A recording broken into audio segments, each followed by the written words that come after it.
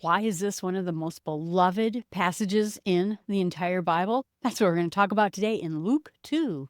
Hi, everyone. This is Jill from the North Woods, doing a slow roll through the Bible, one chapter at a time. Like I said, Luke 2, among the most popular. Everybody loves Luke 2. It is the story Charlie Brown Christmas tells. But we'll talk about why we get into this story and why it's such a favorite. It's beautifully written, and I hope you had a chance to read it. Like I said, my dream in life is that we have this on Monday, Wednesday, Friday, and you read the chapters in between and then take Sunday off and go to church. So that's the idea behind it. And I hope you had a chance to read it because it is so beautifully written. And it's poetic, it's warm. Matthew is prophecy and fulfillment.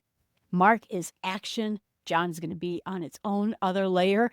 And like I said, Luke was not a witness to any of this. He's a doctor. He traveled around with Paul, and he made it his life's work to interview people, to research this, to get the clear point about what is the things that happen in this whole point of it.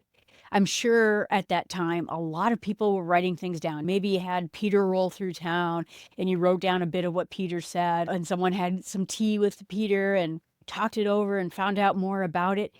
But this is an attempt to write a journalistic piece, maybe, one of the first journalistic pieces out there about what really happened here. He's well educated. He speaks a high level of Greek, and he carefully tells everything that's there. In fact, you might even notice there's more representation of women involved here too, because he was interviewing everybody. And like I said, it's just full of humanity and thoughtfulness. And I just appreciate it. I think that this is great. Luke, also probably writing for a Gentile audience, but I think it would be good for everyone. I think everyone would get something good. And it opens up in Luke 2 that a decree went out from Caesar Augustus. This is Octavian. This is going to be the adopted son of Julius Caesar. And the decree went out that the whole world should be registered, which means the Roman Empire. The Roman Empire wants everyone to go back to their hometowns, wherever they're from, and register. So they want to count people. They want this for taxation purposes and maybe even military service throughout the entire Roman Empire. So it was an important thing. Joseph had to travel from Galilee to Bethlehem. That's his ancestral home. Mary at this time is very pregnant, and she has to travel with him. And maybe they were relieved to leave Nazareth. I'm sure there are a lot of rumors swirling around about this unexpected pregnancy, but this is an indication they are now married and together as a couple. Travel in this time was very difficult. It was very hard, even if in some places there were Roman roads. You had robbers and it was dangerous.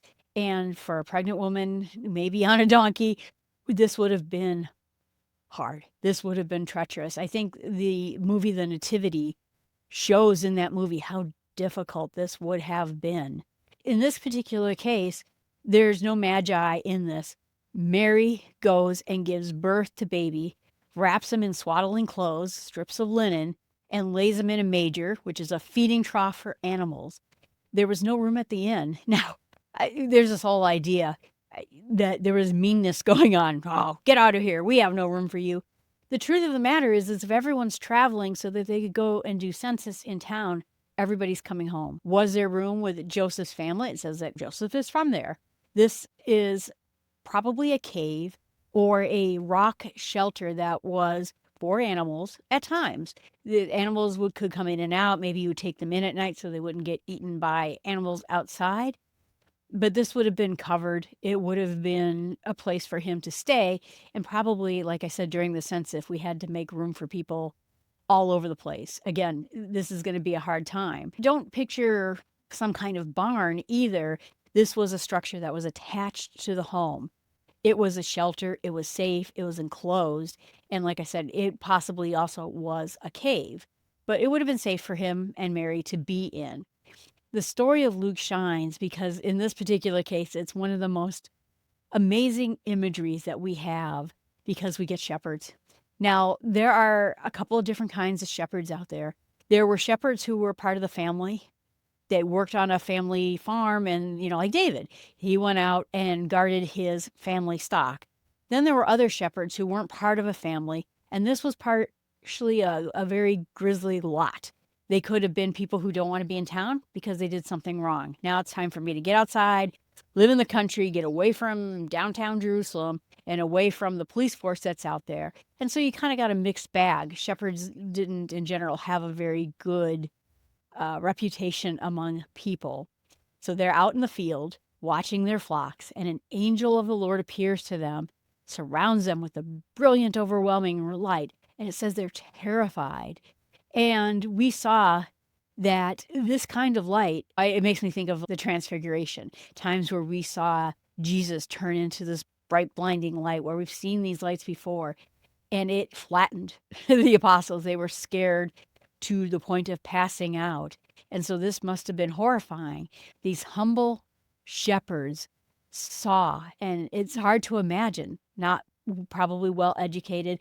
They were good with animals, right? And scholars think that it was also possible that these were temple shepherds, which are men tasked with raising the lambs for the sacrifices in Jerusalem. That's another theory that goes out. But still, it was a mixed lot of people, a very humble life, to say the least, and really the fringe of society at this time. So this is going to be the very bottom. And again, the shepherds also had a reputation of borrowing each other's animals, which means they're not always very trustworthy too. But this is where the beauty of God's message shines through. Jesus' upside down kingdom, he shows that it's not just kings and scholars, but the humble and even the people who had no reputation. If we wrote this as a book, you and I wrote a book about how the king of the world, the king of the universe comes to earth to present himself to mankind, we would have him go to Rome. Rome is big. We would have him go to the crossroads of everything and talk to the most important people. He would go to Washington, D.C. and meet with the president. And that's not what's happening here. He goes to the lowliest. And the angel says to them, "Don't be afraid. I bring you good news, good tidings of great joy for all people. For today, in the city of David, Bethlehem, a Savior is born, Christ, Messiah, the Lord." This isn't just someone who's going to be a David, yay, I'm a good leader and I'm going to bring Israel out of this. Instead, this is the Messiah, the Lord. He tells them all of this, and this is going to be a sign for you. You'll find a baby wrapped in swaddling clothes, lying in a manger. And suddenly the angels are surrounded by the heavenly host. That's going to be multitudes of angels, and they are a divine army singing glory to God in the highest, and on earth peace and goodwill towards men. I think I probably transversed into King James there, but glory to God in the highest and peace on earth among those whom he is pleased.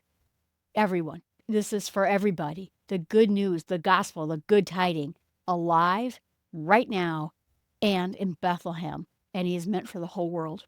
Everybody. And so when the angels left, they had the shepherds running as fast as they could to find this.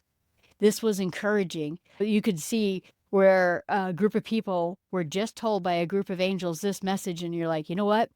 They're going that way. I'm out of here. I'm getting out of town. But they ran as fast as they could to go into Bethlehem, and they find Mary and Joseph and the baby, just as it's described, just as the angels had said, and they're amazed. It says that Mary treasures all of this in her heart. When people treasure something, they're just overwhelmed with this love, with this amazing miracle. And this is a young girl, unmarried, miraculously pregnant. Joseph stood by her with receiving a divine vision.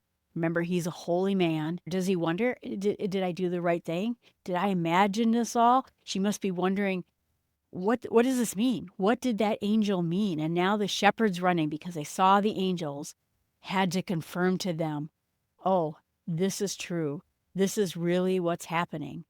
And it says, then the shepherds returned glorifying and praising God for what they had seen. Now, notice no magi, right? Because we believe the magi came when Jesus was a child.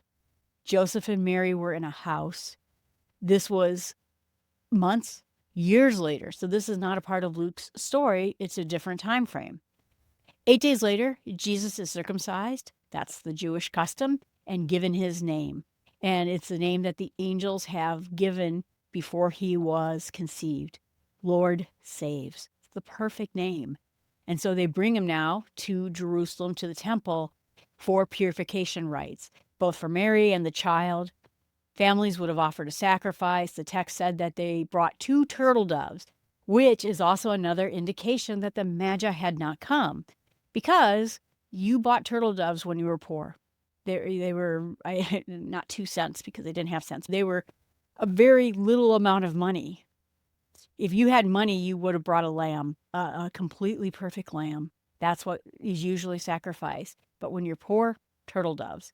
Obviously, if the Magi had come, they would have had gold, frankincense, and myrrh, all of those very expensive, and they would have had money. The temple, they meet a man named Simeon. He described as a righteous and devout man who was waiting for the consolation of Israel. He has the Holy Spirit. And right now, the Holy Spirit rests on people back in those times until Pentecost, when the Holy Spirit is received in believers. So right now he has the Holy Spirit, and he comes on Simeon. And Simeon had been promised that he would not die until he saw the Messiah. And there he is, right there. That's why I think, we look at the apostles and we look at the mission of Jesus and we see the first believers. But it's interesting because I believe that there are a ton of believers out there who saw the star in Bethlehem, who were given the promise that Simeon was given, who were waiting for the Messiah. Those shepherds saw what they saw. They knew the Messiah was here. There are many more people out there, I believe, that understood our time has come. The time has finally come. He takes Jesus into his arm and praises God. You letting your servant depart in peace, because my eyes have seen your salvation, a light of revelation to the Gentiles and glory to the people of Israel. This is going to be everybody, the Gentiles and the Jews alike. This is a Messiah for everybody. And revelation means revealing of a secret. This is going to be a revealing to the Gentiles, but a glory to the people of Israel. And that means everyone. So then he gives a prayer, which is in a Latin hymn called Nunc Dimittis, which became for Christian liturgies for centuries and centuries, and recounts this moment of Simeon seeing Jesus at this point in his life. Joseph and Mary marvel at this. Simeon blesses them, turns to Mary, and says something kind of jarring. This child is appointed for the fall and rising of many in Israel, a sign that is opposed, and the sword will pierce your soul also. Now, do we think that that meant Mary was going to get stabbed? The indication to me is her soul is pierced. In fact, when she sits there at the cross of Christ, her soul is pierced. And so she is going to witness her son, her Messiah, every deep hope that she had, every message from that angel in the deepest of sorrows. Wow, I just can't get over it. So then we meet Anna, and she's a prophetess from the tribe of Asher. Now remember, prophets and prophetesses, we think of them now as being people who forecast the future. But it's also people who understood a truth of God, was given truth of God to talk to someone and say something truthful. Like we think of the prophet Nahum, who talked to David and told him a truth he was not ready to hear, but he had to hear it. So it's not just about forecasting the future. It's more than that. It's about a truth. So she's also advanced in years, a widow of 84 years. She's been devout her whole life and devoted to prayer, fasting at the temple. And in this moment, she gives thanks to God and speaks to everyone who was waiting for this redemption. And now she said that basically the thing that she has waited for her whole life is now fulfilled because she saw him. Wow. So we got 2 miraculous things. And again, Joseph and Mary must have been astonished at this. They both saw angels, so you know that they knew. But you kind of wonder, what does this mean? What does all of this mean? And I think they got just an indication now. It says that later, Jesus grew strong and wise. And it comes as a powerful story, but Jesus, at the age of 12, traveled with his family to Jerusalem for Passover. Would have probably been in a caravan with a lot of people who were also traveling to Jerusalem to celebrate Passover, an annual tradition. So it would have been less dangerous because you would have been with groups of people. There would have been groups of kids, a lot of families there. And this is going to be something tied to Exodus. And that helps explain some of this about why they didn't notice that Jesus goes missing. But after a day of traveling back from this Passover time, they realize Jesus is not with them. Panic. Oh no, they go back looking for him. And then after 3 days, there you got it. 3 days, Jesus is missing. When else is Jesus missing for 3 days? And they find him at the temple. And the teachers were listening to him, asking him a question. Everyone was amazed at his understanding as this young kid. And Mary scolds him and says, "Your father and I have been searching for you everywhere in distress." And Jesus said, "Don't you know I had to be in my father's house?" "Well, your father's house is where we were going and you didn't come along." "Oh, your father's house." That's right. So he goes home with them. And this is a sign of submission and respect. I mean, he is God. He could say, "You know what? I'm God. I'm staying here because this is my father's home." He doesn't say that. Instead, he is the Son of God, but he obeys this message to come home. And it says in the end, they did not understand the words he was saying. We get it now, right? It's easy for us because we know the end of the story, but they did not get the end of the story. Jesus was obedient to them, and it says that Mary treasured all these things in her heart. It said then he grew in stature, wisdom, and the heart of God and the people around him. He is growing into the person, the God, the Messiah he has meant to be. What I'm going to meditate on is Simeon and Anna, two elders full of hope, waiting their whole lives. In fact, one of them being told, "You're not going to die until you see it." And he's going, "You know what? I'm getting a little old." But he had faith in God, and they waited, and through their joys and their sorrows and their lives, they were rewarded and got to see the Messiah with their own eyes. And Anna, as a prophet, carrying God's message her whole life, boy, that kind of faith and patience inspires me. And what I'll pray for is that same endurance, confidence, trust, and then in the end, joy of receiving God's promise that he gives to us. Even when it's a long time, you have to again think that the Jewish people's last prophet was 440 years before this. They didn't hear a message. Now, like I said, I believe that John the Baptist is the next prophet that comes out of God, but not a peep. For 440 years, that's twice as old as the United States is. We don't have patience for anything, and we don't believe in things. Well, look, we've waited all this time, or I prayed for something and I waited and nothing happened in it. But these two people had that endurance, and I'm going to pray that I have that too. And what I'm going to share with others is that his mercy and his forgiveness, just like Simeon said, is going to be a light to the Gentiles and a glory to Israel. This is meant for everybody. He is going to be the Messiah, the Lord, for everybody. All right, everyone, thanks so much. I appreciate you listening. You can always reach out with me at Jill at Start With Small Steps. I would love to hear from you. I would love your thoughts, your prayers. If you want something for me to pray for you about, I just pray as a regular old Christian. I'm happy to pray for you, though, and I'm happy to keep it quiet. But don't forget to check out abetterlifeinsmallsteps.com. There's a A at the beginning of that. That is the home for all my podcasts, and we just talk about just making life better in simple ways. My friend Em, she writes the blog articles for it. It doesn't post very often. We try to respect and value your time, but it also has links to all my podcasts. Thanks so much. I appreciate you listening or watching.